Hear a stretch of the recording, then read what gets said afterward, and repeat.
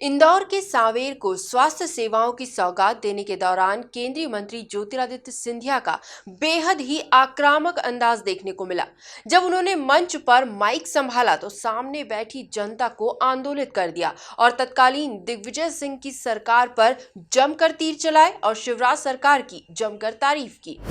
ज्योतिरादित्य सिंधिया का आक्रामक अंदाज, दिग्विजय सरकार पर जमकर साधा निशाना, बिजली सड़क की स्थिति की दिलाई याद, कमलनाथ को जमकर लिया आड़े हाथों, पीएम नरेंद्र मोदी की जमकर तारीफ। जी हां, ज्योतिरादित्य सिंधिया का यही अंदाज है कि जो उन्हें एक जुझारू वक्ता के रूप में स्थापित करता है। जब भी वो मंच पर बोलने के लिए खड़े होते हैं तो श्रोता आंदोलित हो जाते हैं। इसी तरह सांवेर में स्वास्थ्य सुविधाओं की सौगात देने के दौरान उन्होंने तत्कालीन दिग्विजय सरकार को प्रदेश का बेड़ा गर्क करने वाली सरकार बता दिया और शिवराज सरकार को प्रदेश के विकास की गाथा लिखने वाली सरकार बताया। पर मैं याद दिलाना चाहता हूं कि मध्य प्रदेश पर एक काला बादल छाया हुआ था। वो 2002, 2003 का मध्य प्रदेश हम ना भूले, जब सड़कें नहीं,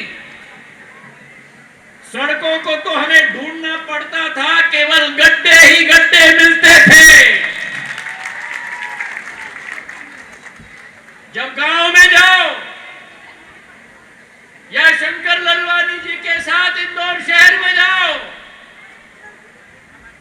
तो बल्ब दिखता था, लट्टू दिखता था, पर लट्टू में कोई प्रकाश नहीं मिलता था। बिजली गुल गड्ढों में गिर गिर कर मेरे मध्य प्रदेश के नागरिकों में 2003 में एक ऐतिहासिक निर्णय लेकर कांग्रेस को सदैव के लिए पूर्ण रूप से एक शिकस्त दिलवाई और इस तरीके से शिवराज सिंह की सरकार को विकास और प्रगति के पथ पे स्थापित करवाया।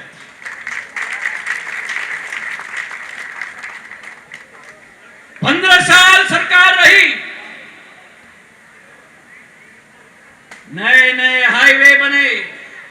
मैं याद दिलाना चाहता हूं सांवेर के वासियों को, ये इंदौर और उज्जैन की हाईवे की स्थिति क्या होती थी। आज देश के एक कोने से दूसरे कोने, ग्वालियर चंबल संभाग में अटल एक्सप्रेसवे, निमाड़ में महाराष्ट्र के बॉर्डर तक एक्सप्रेसवे, महाकौशल में जबलपुर से डिंडोरी तक एक्सप्रेसवे, विंध्याचल में कानपुर और इलाहाबाद तक एक्सप्रेसवे और इंदौर से निकलते हुए धार से झाबुआ अलीराजपुर से गुजरात तक एक्सप्रेसवे। ये भारतीय जनता पार्टी का कमाल है मेरे भाइयों और बहनों।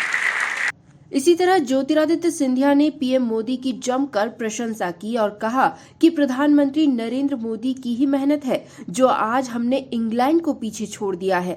आज हमारे देश में प्राथमिकता हमारे प्रधानमंत्री स्वास्थ्य के क्षेत्र और शिक्षा के क्षेत्र में दे रहे हैं।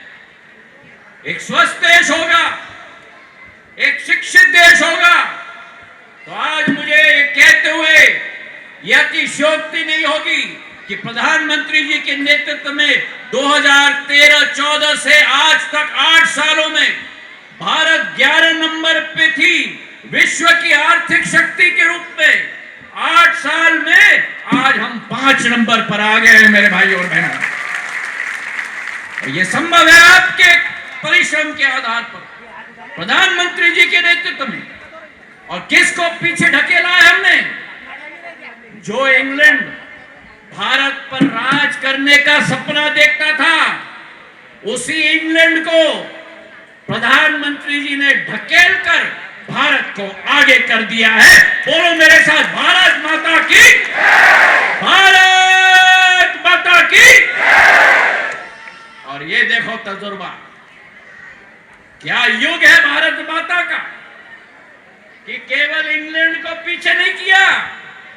आज इंग्लैंड में प्रधानमंत्री है तो वो भारत के प्रधानमंत्री बन चुका है, ऋषि सुनक जी।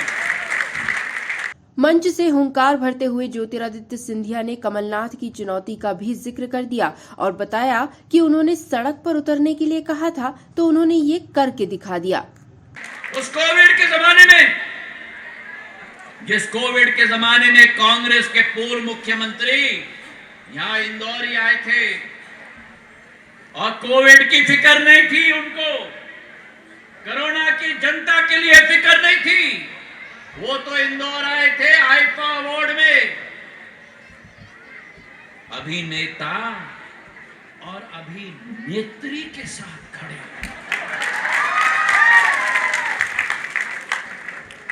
एक अस्पताल का निरीक्षण नहीं किया, एक अस्पताल में नहीं गए।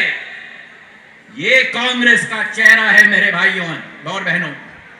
और क्या भ्रष्टाचार किया 15 महीनों में, और इसलिए मैंने सौगंध खाई, अब तो आर्या और मैं उतर गया मैदान में। मुझे कहा गया आ जाए मैदान में, मैं उतर गया मैदान में, क्योंकि मैं वो राजमाता विजयराजे सिंधिया का पोता हूं जिन्होंने डीपी मिश्रा की सरकार को भी जब जनता के साथ भ्रष्टाचार किया था सबक सिखा दिया। इस दौरान ज्योतिरादित्य सिंधिया ने अपनी दादी राजमाता सिंधिया के द्वारा बनाई गई संवित सरकार की भी याद दिलाई और बताया कि उन्होंने किस तरह से डीपी मिश्रा की सरकार गिराई है। Bureau report, MP news, Sanwer.